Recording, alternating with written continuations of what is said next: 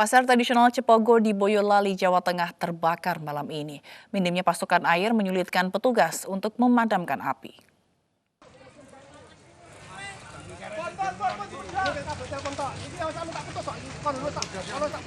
Api mulai membakar pasar Cepogo mulai pukul 6 sore tadi. Diduga kebakaran bermula dari korsleting listrik di salah satu kios. Banyaknya barang yang mudah terbakar dan kurangnya pasokan air membuat petugas kesulitan memadamkan api. Para pedagang pun nekat menyelamatkan barang dagangannya meski proses pemadaman masih berlangsung.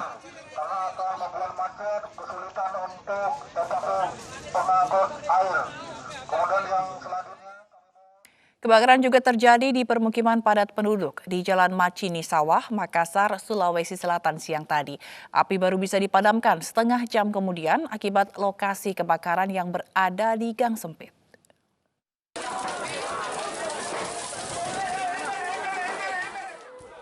Api membakar rumah di pemukiman padat penduduk di Jalan Macini Sawah, Makassar, Sulawesi Selatan pada Kamis siang. Api dengan cepat membesar lantaran material rumah yang mudah terbakar, ditambah kencangnya tiupan angin membuat api dengan cepat merembes ke bangunan lainnya.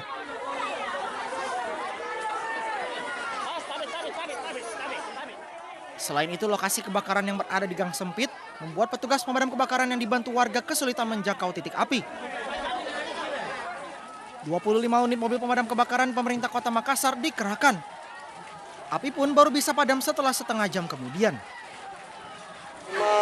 Jam 12.40 kita terima dan 12.45 tadi alhamdulillah anggota sudah tiba di sini.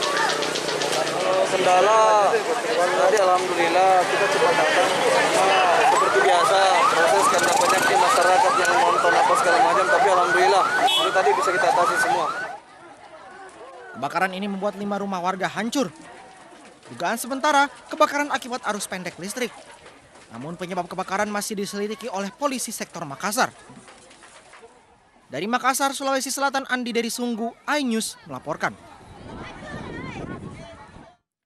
Kota Kendari dilanda kerusuhan. Ratusan orang yang tak diketahui asal-usulnya merusak fasilitas umum dan menganiaya para pengendara.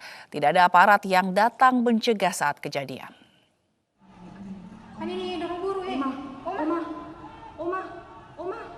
Ratusan orang tiba-tiba melakukan kerusuhan di Jalan MT Haryono, Kota Kendari. Massa merusak lampu lalu lintas serta memecahkan kaca-kaca kendaraan. Kelompok orang merangsek memasuki sebuah pusat perbelanjaan dan membuat para pengunjungnya panik. Aksi kerusuhan ini pun viral di media sosial. Mereka juga menganiaya pengendara yang melintas dan mengejar pengendara yang berusaha melarikan diri. Ratusan aparat sudah diterjunkan untuk meredam kerusuhan. Polisi masih mencari tahu penyebab dan identitas para perusuh. Keadaan di Kota Kendari malam ini telah kembali kondusif.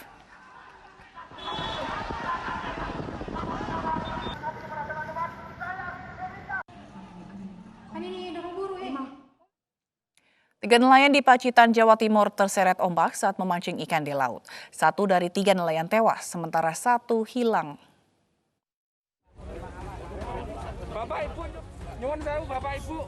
Keluarga menangis menyambut jenazah Ahmad Fauzan, nelayan yang tewas terseret ombak. Jasad Fauzan ditemukan 2 km dari titik tenggelam. 2 korban lainnya, Widodo, berhasil selamat, sementara Wawan masih dalam pencarian. Ahmad Fauzan bersama kedua temannya Widodo dan Wawan tergulung ombak saat memancing di atas karang di pantai Watu Karung Pacitan pada Rabu malam. Kita juga akan melakukan pencarian mendampingi Basarnas. Kita juga bekerja sama dengan cara LTA, kemudian dengan para relawan dari Bagana, kemudian dari seluruh elemen masyarakat untuk mencari 1 korban yang masih hilang. Setelah berhasil dievakuasi, jenazah dibawa ke RSUD Pacitan untuk diotopsi sebelum diserahkan ke rumah duka. Dari Pacitan, Jawa Timur, Ahmad Subeki, iNews melaporkan. Polisi menangkap 2 pelaku yang memutilasi korban di sebuah apartemen di Jakarta Selatan. Kedua tersangka mengaku membunuh untuk menguasai harta korban.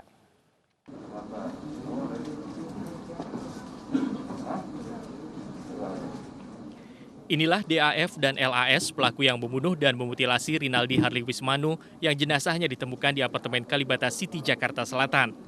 Dari pengakuan keduanya, pembunuhan telah direncanakan untuk menguasai harta korban. Korban dieksekusi di salah satu apartemen di kawasan Pasar Baru, kemudian dipindahkan ke apartemen Kalibata City. Menurut Kapolda Metro Jaya, DAF berperan sebagai eksekutor, sedangkan LAS yang merupakan pacar korban berperan memancing korban untuk bertemu. Karena untuk modus operandi, ya, untuk modus operandi adalah jadi mereka, ya tadi mereka berkenalan, kemudian mereka si korban ini mengetahui bahwa si korban ini memiliki finansial yang dianggap lebih gitu kan, mereka dianggap orang berada, sehingga kedua tersangka itu berencana ya untuk menghabisi nyawa korban dan kemudian mengambil barang-barang yang dan uang milik korban tersebut. Itu modus operandinya, sedangkan motif bahwa tersangka ini ingin menguasai ya harta milik korban. Sebelumnya, warga di kawasan apartemen Kalibata City Tower Ebony lantai 16 dikejutkan dengan adanya penemuan mayat seorang pria dengan kondisi termutilasi di salah satu kamar pada pukul 19 Rabu malam. Selain termutilasi, jasad korban yang diketahui bernama Rinaldi Harley Wismanu juga ditemukan di dalam koper serta terbungkus plastik. Menurut Kabid Humas Polda Metro Jaya, penemuan jasad berdasarkan informasi adanya laporan orang hilang pada 12 September lalu oleh seorang bernama Muhammad Arif Alfian Firdaus. Pelapor menyatakan korban telah hilang dari apartemennya di Tower Taman Sari Semanggi. Warga di kawasan Tanah Tinggi, Senen dihebohkan dengan penemuan mayat tanpa kepala di perlintasan kereta Kramat Jakarta Pusat malam tadi. Dugaan sementara, korban sengaja mengakhiri hidupnya dengan menabrakkan diri ke kereta yang melintas.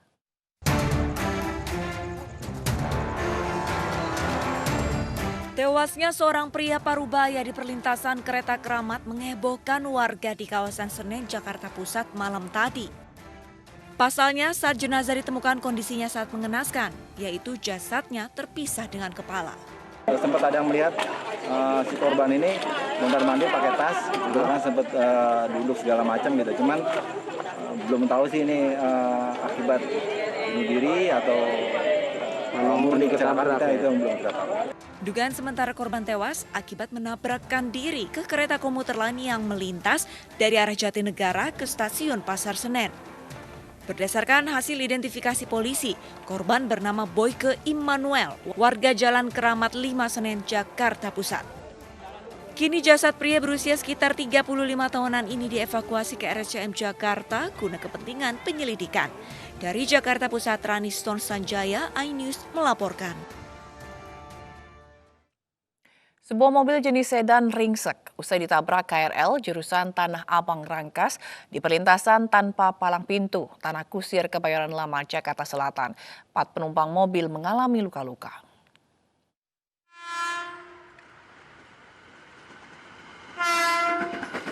Sedan hitam ini ringsek usai ditabrak KRL komuter lain Tanah Abang Rangkas di perlintasan tanpa palang pintu di Tanah Kusir, Kebayoran Lama, Jakarta Selatan.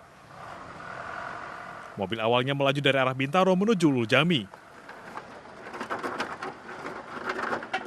Tidak berhati-hati saat melewati perlintasan, mobil ini langsung tertabrak kereta. Akibatnya, 4 penumpang luka-luka. Masih dan robos langsung ya Bang? Langsung robos sih. Oh, saat itu Mas ada penjaga palang pintunya nggak? Nggak ada. Masih agak ada orang. Jam berapa Bang kejadiannya? Jam 6 lewat.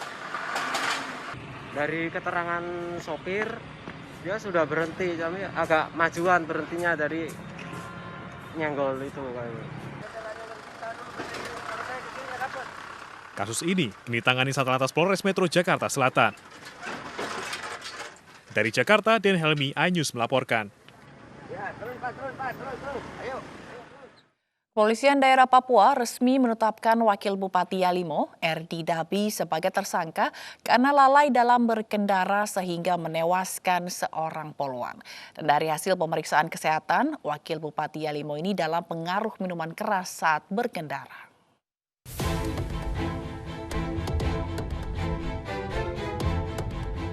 Polisi langsung mengamankan Wakil Bupati Yalimo Erdi Dabi setelah menabrak Bribka Christine Badveni hingga meninggal dunia di lokasi kejadian. Dari hasil tes kesehatan, Erdi Dabi positif mengkonsumsi minuman keras saat berkendara. Kepolisian daerah Papua menetapkan Wakil Bupati Yalimo itu sebagai tersangka karena dianggap lalai saat berkendara sehingga mengakibatkan korban meninggal dunia. Wakil Bupati hingga kini mendekam di dalam ruang tahanan Polresta Jayapura Kota dan dikenakan Undang-Undang Nomor 22 Tahun 2009 tentang lalu lintas dengan ancaman hukuman penjara 12 tahun. Prinsipnya kejadian di jalan, dan di jalan ada undang-undangnya. Barang siapa yang melakukan perbuatan sengaja maupun kelalaian di jalan yang mengakibatkan sampai dengan meninggal dunia atau hilangnya nyawa orang lain, tentu itu memberikan ancaman hukuman yang ada pada aturan itu sendiri. Jadi kita sebagai aparat penegak hukum yang menjalankannya. Saat ini jenazah Bribka Christine M. Badveni telah dimakamkan secara militer oleh Polda Papua dan jajarannya. Bribka Christine dikebumikan di tempat pemakaman umum distrik AB Pura, Kota Jayapura pada Rabu sore. Prosesi pemakaman dihadiri keluarga, kerabat, sahabat, dan rekan kerja di Direktorat Propam Polda Papua. Dari Jayapura, Papua, Edi Siswanto, iNews melaporkan.